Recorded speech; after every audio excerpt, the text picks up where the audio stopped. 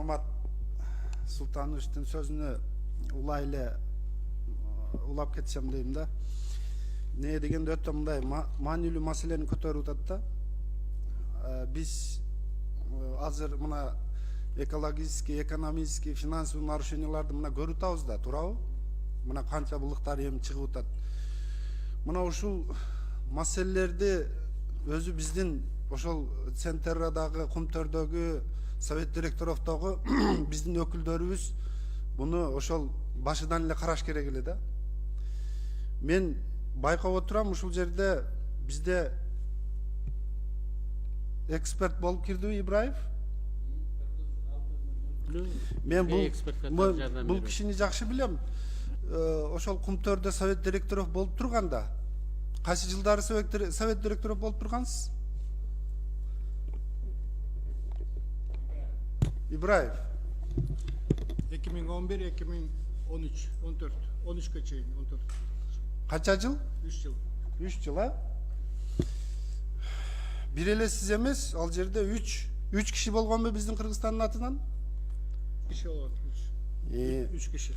Айлыгыңыздар жылына канча болгон? Бизде точно информация бар. Saytta var, Karasanar balık. Жо айтып коюңуз эми. Ne? Esimde yok. Мен билишимче 188.200.000 доллар жылына. Мына ошончо айлыкты алып, биздин Кыргызстаныбыздын кызыкчылыгын коргобой, ошол жерде Канаданын же болбосо ошол Кумтөрдүн адвокаты болуп отурган биздин эргулдар биздин арабызда отурбайбы? Анан кантип биз ишенебиз? Биз бир жоого чыгып атканыбызда бир катарыбыз угуп турсаңыз? Бир жоого чыгып атканыбызда бир катарыбызды карап албайлыбы? Бир ишеничтүү адамдар менен кетип атабызбы же жокпу деп? 200.000 деген долларды алып мына азыр чыгып атат бардык нарушениялары. 2012 жылы Садыр Нуркожоевич комиссия түзүп, биз ошондо депутат элек. Комиссия түзүп, ушул маселени жогорку кеңешке алып чыкканда, жогорку кеңеште мына ушул Ибраевтар Кумтөрдүн кызыкчылыгын защищать эткен ошол жерде. Ишенбесеңиздер интернеттегини ачып караңыздар. Мына экологический, экономический, финансовый нарушениялар эчтеке жок, мына бардыгы жакшы деп. Мына интернетте турат. Биз ошол кезде депутат элек. Биз национализацияга, денонсацияга биз Садыр Жапаровдун немесini колдоп бардыгыбыз за бергенбиз.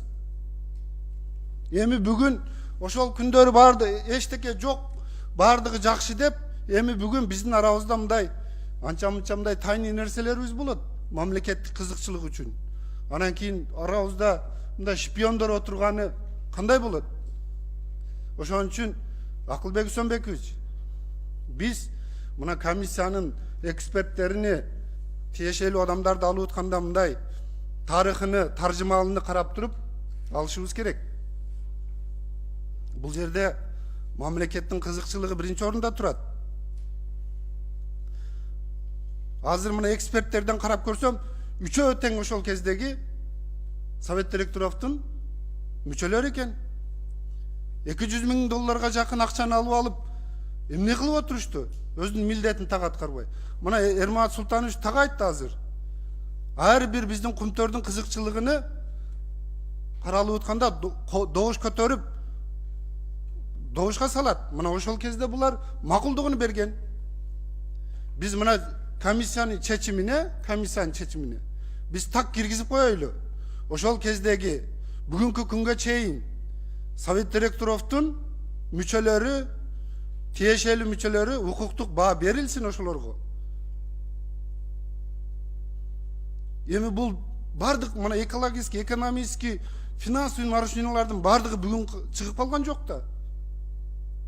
Бул канча жылдан бери чогулуп отуруп неме пайда болгону да бул. Ошол кезде биздин өкүлдөр эмне кылып отурушту ошол жерде? Мына 2009 жылдан 2020 жылга чейин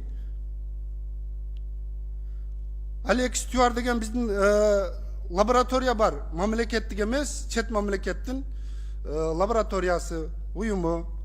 Мына Кумтөр мына Кумтөрдөн неме алган? Проба, анализ. 2020'dan 2009'dan 2020 жылга чейинкини бизге бергилечи.